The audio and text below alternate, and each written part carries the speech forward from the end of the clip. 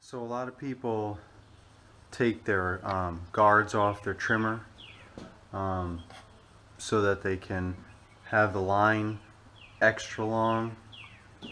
Everyone's got the different preferences. You know, I've tried that.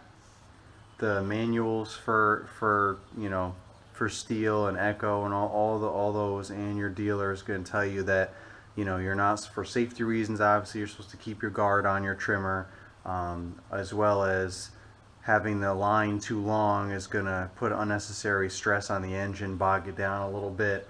But it seems like everybody does it, or at least all the professional, like the big time commercial landscapers that I see that take care of my HOA and so on. I don't see guards on any of their stuff.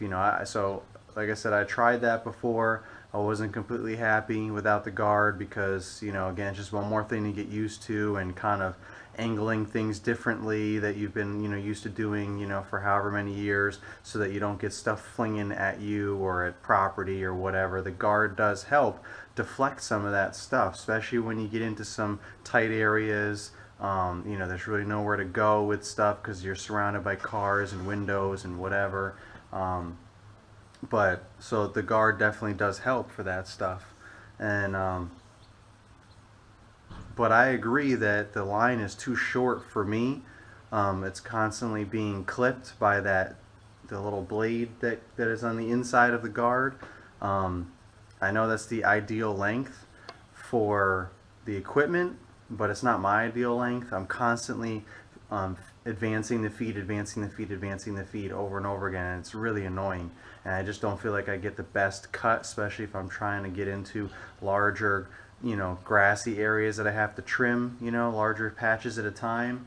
I don't want the line to be like super short, because I'm just like have to feel like I'm right on it, and I want to have a little bit more space to work. Plus it creates more of a suction the longer the trimmer line is also. So you can really clear out a larger area easier. So this is what I did, kind of a blend of the two. So I got my guard on, as you see, but what I did was I took out the little cutter that's in here. I just unscrewed it. I don't even remember where it even was. I think it was attached in here, maybe. I don't know, either here or here, but I can't even remember. It's all caked up with grass.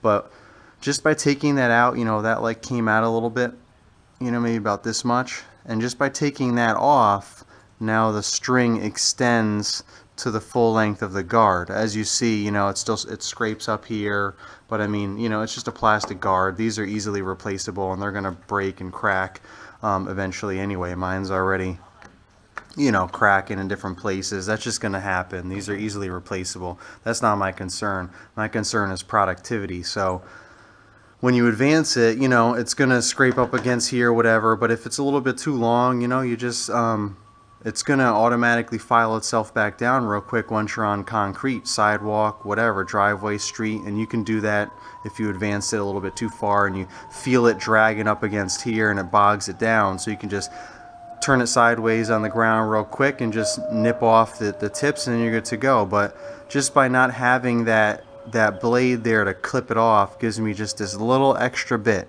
right here that would probably be cut off. And just to me, that's just that's about an extra inch that I have on my cords. So that makes a big difference for me. And I still have the guard on for safety, and I'm not letting the string get too long and bogging down the engine, so it'll last longer than if I didn't do that. So this is what I've been doing. Figured I'd share it with you guys. Maybe somebody else might benefit off of it. So it's just a blend of the two things.